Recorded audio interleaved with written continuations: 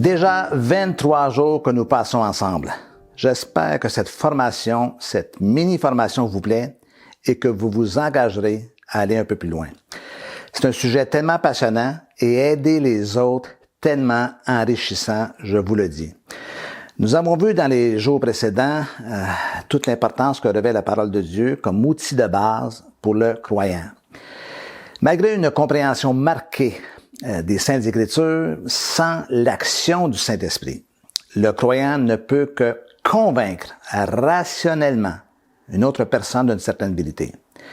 La lettre ne fait son œuvre que dans la raison, dans l'intellect de l'homme. C'est ce que nous dit l'Épître aux Corinthiens au chapitre 2, le verset 14, première épître de Corinthiens. Même une compréhension approfondie sur le plan théologique du contenu de l'Ancien et du Nouveau Testament et des grandes doctrines chrétiennes et des histoires des héros de la Bible ne peut réussir à transformer profondément l'homme. Vous serez d'accord avec moi, j'en suis sûr, que sans le travail du Saint-Esprit, il est impossible que quelqu'un puisse se convertir, puisse devenir chrétien. Bibliquement, une personne qui adopte la ligne de pensée du christianisme n'est pas chrétienne pour autant. Il faut que cette personne expérimente pour elle-même une conversion, ce qu'on appelle communément une nouvelle naissance. Or, la nouvelle naissance est d'ordre spirituel et n'est produite que par le Saint-Esprit en nous. Or, il en est de même pour la croissance spirituelle, ainsi que pour la transformation et pour la guérison et le rétablissement. Le travail du Saint-Esprit est unique.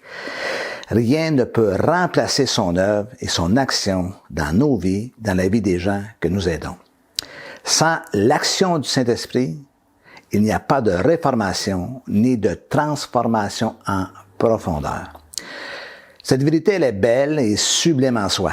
Elle nous pousse à reconsidérer et à approfondir davantage notre relation avec Dieu, notre compréhension de la parole et surtout à ne pas sous-estimer le travail du Saint-Esprit. Est-ce que vous réalisez la chose suivante? Jésus s'est assuré, avant de retourner vers son Père, de ne pas nous laisser seuls. Qu'est-ce qu'il dit? « Et moi, je prierai le Père, et il vous donnera un autre consolateur, afin qu'il demeure éternellement avec vous. L'Esprit de vérité, que le monde ne peut recevoir, parce qu'il ne le voit point et ne le connaît point, mais vous le connaissez, car il demeure avec vous et il sera en vous. » Dans ces paroles de Jésus, il y a plusieurs vérités. Il y a certaines vérités qui sont importantes à retenir. Il mentionne que c'est le Père qui enverra le Saint-Esprit et que cet Esprit est l'Esprit de vérité. Les concepts de vérité et de mensonge sont des fondamentaux du Nouveau Testament. Cette vérité associée au Saint-Esprit n'est pas seulement une vérité quant aux grandes doctrines du christianisme. Il s'agit surtout de la vérité en ce qui concerne chacun de nous.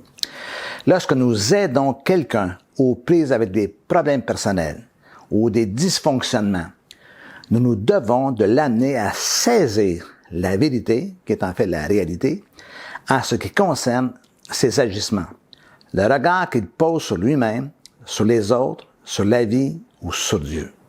Une démarche thérapeutique sérieuse est une démarche vers la vérité.